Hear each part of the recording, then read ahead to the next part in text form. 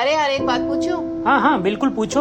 अच्छा मुझे ये बताओ कि एक दर्जन में 12 ही केले क्यों होते हैं? वो 10, 15 या फिर 9 क्यों नहीं होते? एक्चुअल में बहुत अच्छा सवाल है आपका। इसका जवाब 3000 साल पुराना है। इतना पुराना सीक्रेट जिसने बिना कैलकुलेटर के पूरी दुनिया का हिसाब किताब बदल दिया था। रियली?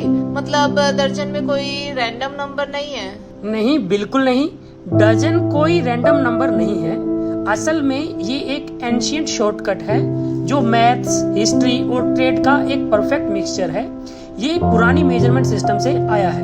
अब आप सोचो, आप 3000 साल पुराने एक व्यापारी हैं। तब न कैलकुलेटर था न मोबाइल, यहाँ तक कि कागज कलम कुछ भी नहीं था। तो आप काउंट कैसे करेंगे? शायद उंगलियों से। बिल्कुल सही। अब मुझे ये बताओ, आपकी एक उंगली में कितने जॉइंट्स हैं? एक फिंगर में 3 जॉइंट है। तो आपके पास 4 उंगलियां हैं। 4 उंगलियों में कितने जॉइंट्स हो गए? 12। That's it. 12 मीन्स एक डजन। इसका मतलब ये, जो पुराने लोग थे वो उंगलियों से काउंट करते थे, तो 12 जॉइंट्स है, तो वो उनके लिए काउंट करना बहुत ही इजी हो जाता था उंगलियों से। इसलिए उन्होंने एक डजन बना दिया 12 जॉइंट्स का। ओके, लेकिन 12 में ऐसी क्या खास बात है जो 10 में नहीं है? एक्चुअल में यहाँ पे आता है मैथमेटिक्स का मैजिक। 12 को हम 6 बराबर हिस्सों में बांट सकते हैं। दैट मीन्स 12 को डिवाइड करना बहुत आसान है। आप 12 को 1 से भी डिवाइड कर सकते हैं, 2 से भी, 3 से भी, 4 से भी, 6 से भी और 12 से भी। यार मुझे तो कुछ नहीं समझ में आया जो तुमने बताया। एक्चुअल में आप मानिए कि आपने 12 केले लिए, ठीक है। और 12 केले लेने के बाद आपको उसका 1/2 करना हो तो कितना होगा? 6। दैट मीन्स 12 2 से डिवाइड हो सकता है।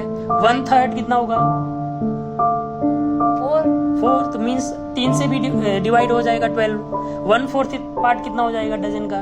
3। तो आप 4 से भी डिवाइड कर सकते हैं 12 को। और 1/6 पार्ट कितना हो जाएगा? 2। तो मतलब 6 से भी आप डिवाइड कर सकते हैं। ओके, इट मीन्स अगर डजन में 10 होता तो उसका 1/3 होता 3.3। एग्जैक्टली। सोच कर देखो, अगर कोई आपको कहता कि मुझे 3.3 केले दे दो तो बेवकूफी नहीं लगेगी? हाँ यार। इसलिए यूरोप के पुराने मार्केट्स में डजन का ही रूल चलता था। एग्स, ब्रेड्स, कैंडल्स सब डजन में ही बिकते थे। सेलर का भी हिसाब सही रहता था, बायर भी खुश रहता था। इतना बढ़िया सिस्टम था कि सदियों तक किसी ने इसे बदलने की सोची भी नहीं। अच्छा, मुझे इसका मैथमेटिकल पर्सपेक्टिव भी समझ में आ गया और इसका लॉजिकल पर्सपेक्टिव भी समझ में आ गया, बट मेरे माइंड में अभी भी एक चीज घूम रही है कि ये डजन वर्ड आया कहाँ से। चलिए आपको अब इसका लैंग्वेज पर्सपेक्टिव भी बताते हैं। इंग्लिश का डजन वर्ड आया है ओल्ड फ्रेंच वर्ड से, जो कि है डूजेन, जिसका मतलब होता है एग्जैक्टली 12 का ग्रुप।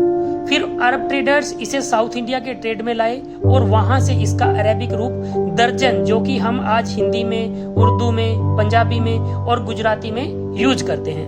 अरे वाह, ये तो बड़ा इंटरेस्टिंग था, मुझे तो मालूम ही नहीं था।